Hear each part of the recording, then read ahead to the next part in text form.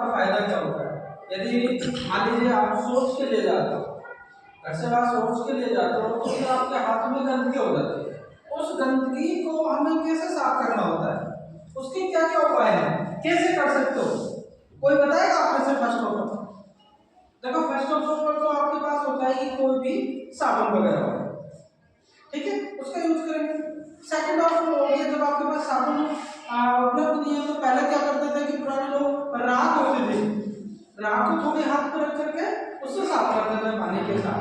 तो फिर अगर राख भी आपके पास मौजूद नहीं है तो हम क्या करते थे, मिट्टी लेते थे, चिकनी मिट्टी, उससे ये सारी चीजें साफ करते थे। तो हाथ साफ करने का तरीका क्या है, ठीक है? तो वो देखो, आप एक मिनट, आप हाथ सारे बाहर निकालिए, जैसे मैं करता हूँ वैसे करना, सारे लेके आइए, सारे हाथ बेटा सामने, ये देखो हाथ ऐसे, ठीक है, ऐसे हमने माने साबुन डाल दिया। अब हमें ऐसे करना है, करिए सारे इस तरह से, ठीक है?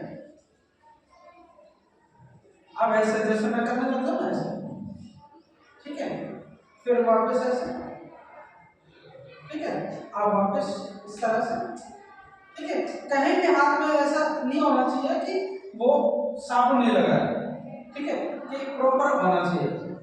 ओके, फिर आप ऐसे करना है इस तरह से, ठीक है?